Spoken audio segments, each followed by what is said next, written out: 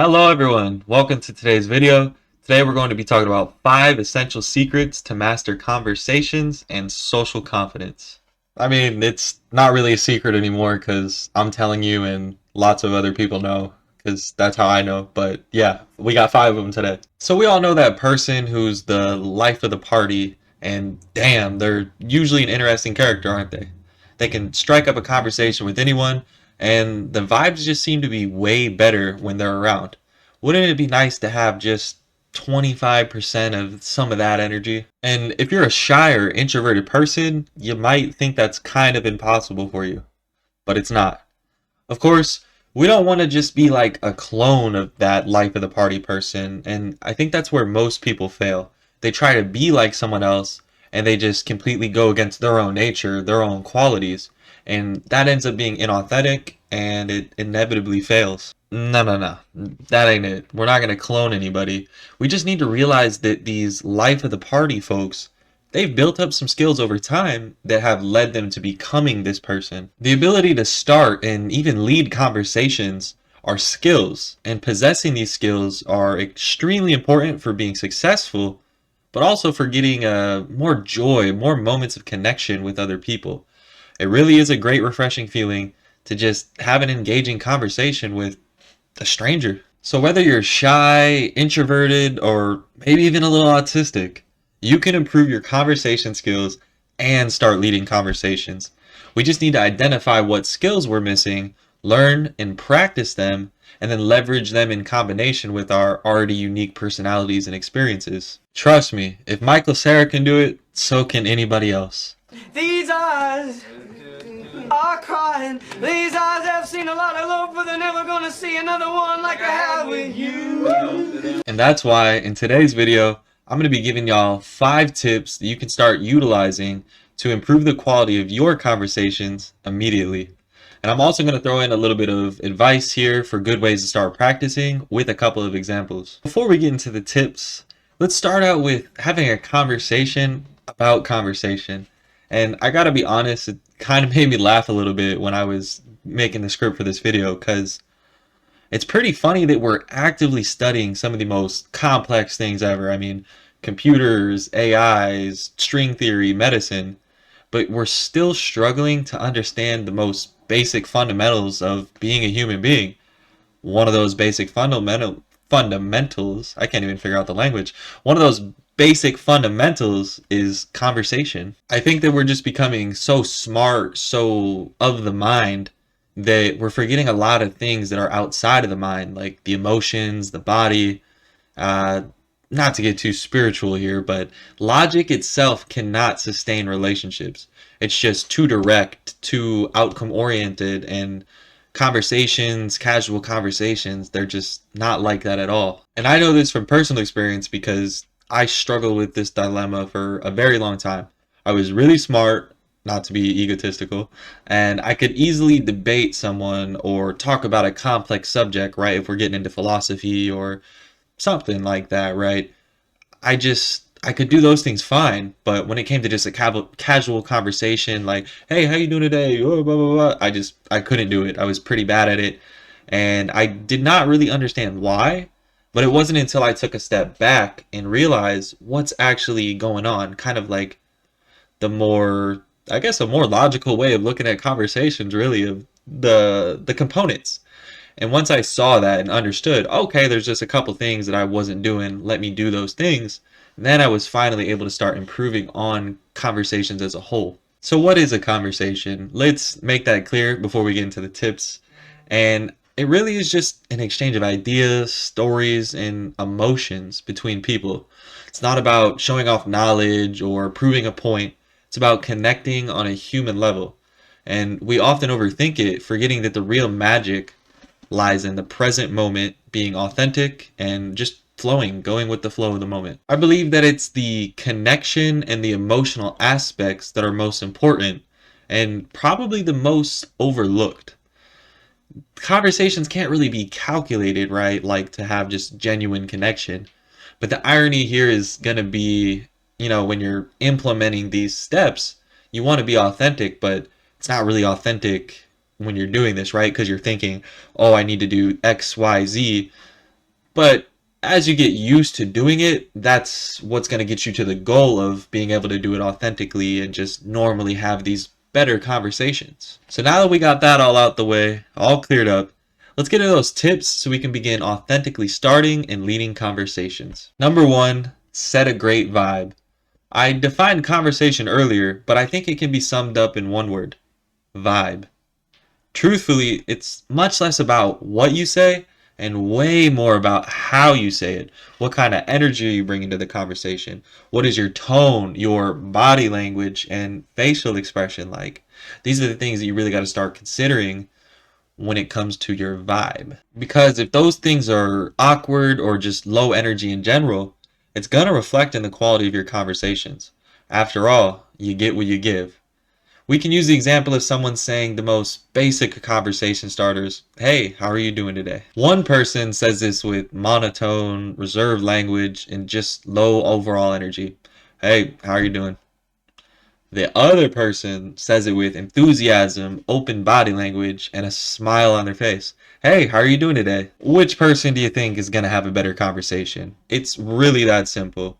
If you're putting out that low energy, somebody's not really going to want to have a conversation with you, even if they have interesting things to talk about, even if you have interesting things to talk about. It's just not going to work. But when you put out that good energy, somebody's like, "Oh shit, I want to talk to this guy. What's going on, man?" You know what I mean? It really all comes down to mirroring. Understanding that conversations are more than just words is crucial. Awareness of these components of conversation is the first step to improving on them. Number two, ask questions. Now that you're setting the vibe of the conversation, you're going to need to be able to sustain it. Think of the vibes as the spark and the questions as the wood that sustains the fire of conversation. That was a beautiful allegory or metaphor, whichever word it is. Many people are bad at this. I definitely used to be. And now that I understand how boring a conversation without questions or good questions is, I notice it in other people a lot. A lot of people just don't even ask questions. I don't know why, but I don't really care to talk to people when they don't. And if you aren't asking questions or asking even just bad questions, they could be dumb questions, but at least it might go somewhere. But if you aren't doing questions at all, any conversation is just going to get stale and die out. And it's no secret that people enjoy talking about themselves, and by asking good questions about others, you're allowing themselves to express themselves and connect with you. And while bad questions are better than nothing, we still want to do good questions, whatever that means. But you want to try to ask questions based off the context that you're in. And then you keep the questions going, the conversation going, by asking probing questions. These are questions like, "How did that make you feel?" Or "What made you want to do that?" You want to avoid the bad questions, which is like generic yes or no, because that's probably all you're going to get back, right? Like if you're just asking yes or no questions, it's not really a flow, it's just a one word response. Obviously, sometimes yes or no questions are necessary, but otherwise, just avoid them. So an example would be if you were in the gym, you could say something like, "Damn, bro, you killed that set. What's your PR?" And for those of you that don't know, PR means personal record or the heaviest weight you've lifted. But then after you ask that, a good probing question to follow up with would be like, 200 pounds? That's crazy, man. How long did it take you to lift that weight? And then once you got that conversation going, ask questions until, you feel like that route is kind of reaching its end. At that point, if the other person's engaged with you and interested, they're probably going to ask you something else. Or maybe that's it. Now you had a positive interaction with somebody and you can keep that energy going forward. Number three, presence slash active listening. Now you got the vibe set, you're leading the conversation with the questions, but are you actually listening? I'm sure we've all had a conversation with someone who wasn't really listening. They were just waiting for you to finish so then they could say what they wanted to say. It's annoying. And in this context, you might get a little caught up in your head thinking about like, "Oh, what do I have to do next? Conversation is weird." But, you know, you got to get past that fast. You need to be listening to what they're saying or, you're not really having a conversation. Good conversationalists listen intently. They remember people's names, key things that were said, and they can pull off some good callback jokes. They're able to do this because they are present, living in the moment of that conversation, and they're actively listening to what the other person has to say. This takes practice and it can be difficult, especially if you have something like ADHD or anxiety. However, Don't use things like that as a reason not to start or not to try. Start listening to longer form content, start meditating, and just start paying more attention in general. Number 4, acknowledge and validate the other person. Now, this pretty much goes hand in hand with active listening. This tip is coming straight from How to Win Friends and Influence Anyone. Great quote from Dale Carnegie. If you want to be interesting, be interested. I highly recommend that you read this book since you're trying to improve your social skills. But when you're in a conversation, one of the simplest yet most impactful things you can do is acknowledge and validate the other person. You can do this with compliments, briefly restating or clarifying what they just said. Like, oh, so you're saying this, or like, just briefly. You don't have to summarize or restate everything they just said. And also showing that you're engaged by occasionally nodding or reacting with like, or oh, wow, damn, dude, that's crazy. It's all about really tuning in and showing that you're interested in what they have to say. Number 5, animate your delivery. Now, this is probably one of the hardest of all the tips to implement, but once you get the hang of it, it'll absolutely transform your level of interactions. You go from just having like common BS to like really being in there, having people's attentions, and you're telling a good story. Again, it's much less about what you say and way more about how you say it. Think of any great performer like a comedian, a singer, or an actor. They're using the same words as everyone else. They're not speaking a different language, but it's the use of their entire body, the range of their tonality, and overall enthusiasm that captures the attention of thousands of people at one time. It really is some magical stuff those guys do. I was at a comedy show at literally like 3 days ago, and I just had one of those random like zone out moments. And I was just thinking like, dude, this is crazy. There's just a whole crowd of people right now. And there's just this guy up here, telling dick jokes, talking about how much of a fuck up he is. And everybody is just absolutely immersed in what he's saying. It really is like magic on the stage. The good news is you can practice that magic yourself. To animate your delivery and truly captivate your audience, whether that's one gym bro at the gym or 3 attractive members of the opposite sex, you want to start by varying your tone and your pace. So, change up the speed and pitch to match the emotions and the key points of your story. There's going to be certain times where you're telling a story where it's like, oh my God, bro, and then this crazy shit happened. And, you're getting into it. So that way the other person's like, oh my God, that crazy shit happened. You see what I mean? This keeps your listener engaged and it adds depth to your message. Next, you want to incorporate some expressive body language, gestures, facial expressions, and some movement to emphasize your points and convey emotions more vividly. Think of how actors use their entire body to bring a scene to life. Or think of how I move my hands every 5 seconds, and hopefully that's making what I'm saying more captivating to y'all. Finally, inject that enthusiasm into your delivery. Your energy is contagious. If you're genuinely excited and invested in what you're sharing, the other person probably is going to be too, unless maybe they're boring themselves. But put that enthusiasm in there.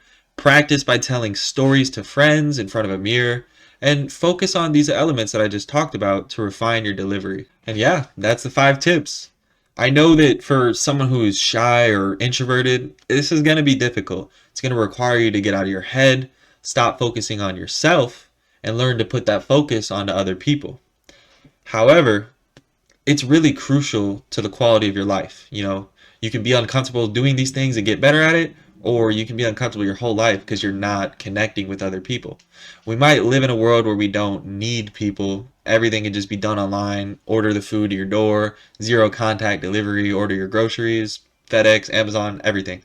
I'm not going to go on a rant right now, but we've needed each other for thousands of years. And that innate human need for connection, it's not going anywhere. Get out there, start doing this stuff. Remember to have a growth mindset. Check that video out if you haven't yet. And trust in the process. If you don't go out much, start. Do simple things like sign up for a gym, go to more stores, order your food inside the store by talking to the real cashier. Don't use the touchscreen thing. Talk to somebody. Join a club. Go hang out at a cafe lounge. Bring a book, a laptop, hang out. It's going to feel uncomfortable and awkward, but I promise the payoff is huge. Appreciate y'all stopping in today, checking out the content. I do hope that you found this useful. Let me know down in the comment section below if there was a specific point that maybe it stood out to you, or maybe I could have explained something better. Let me know. Love to hear from y'all. Hit that subscribe button if you haven't subscribed yet. Hit the like button. You know all the YouTube stuff. Everybody says it. But also, if you're looking to read something, get a good habit, check out my blog, Tyler's Guide to Fulfillment.